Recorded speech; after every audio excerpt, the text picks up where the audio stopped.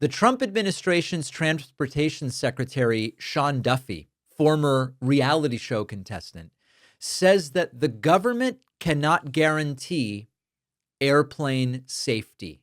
Now, how did he mean it? Well, let's play the clip. There's a lot to talk about here. Listen, you can walk outside. I can't guarantee your safety. You get in your car. I can't guarantee safety, but I have to look at the risk in this system. And then we have to make decisions based on that risk and based on that pressure. So even before Sean Duffy said he, as Secretary of Transportation, cannot guarantee the safety of air travelers, we still knew that we had an MTV real world contestant running the Department of Transportation. We already should have been afraid.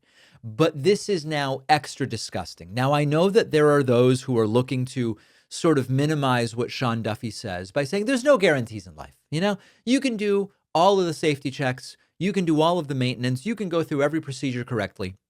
And sometimes planes can crash, or you walk out of your front door and you get run over by the garbage truck. You just don't know. There's no guarantees in life. That's the way that they are sort of lining it up. But the truth is that American aviation typically is extraordinarily safe.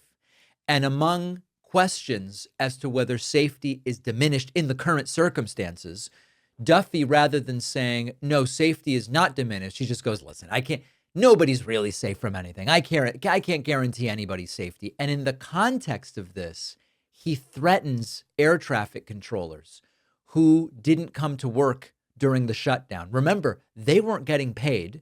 Some of them had to take second jobs. And Sean Duffy goes, I'm concerned about the patriotism of the air traffic controllers who called out.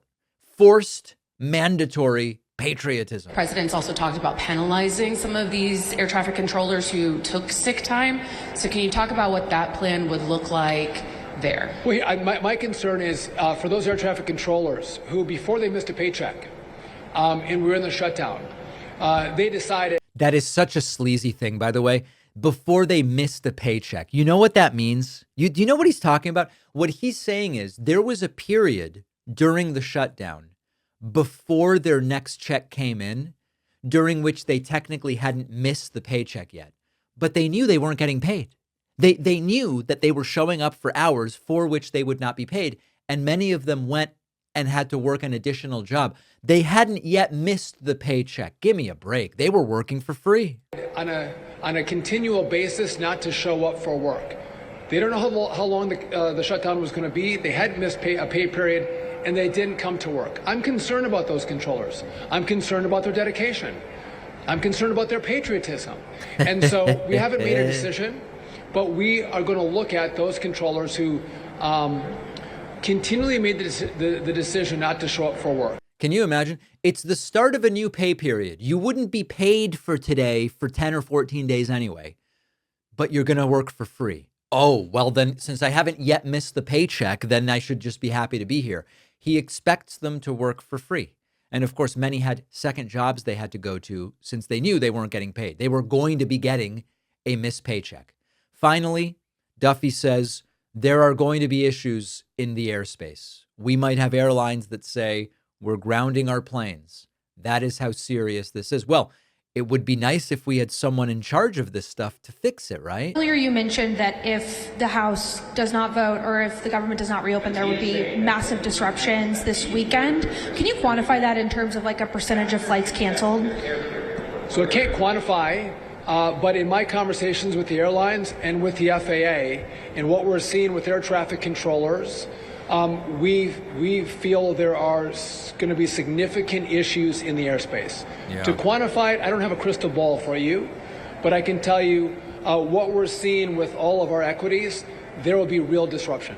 Yeah. If only we had someone in charge of the country's transportation system who could work on this stuff. So this is a reminder or it's a callback to some structural realities about Republicans and the federal government.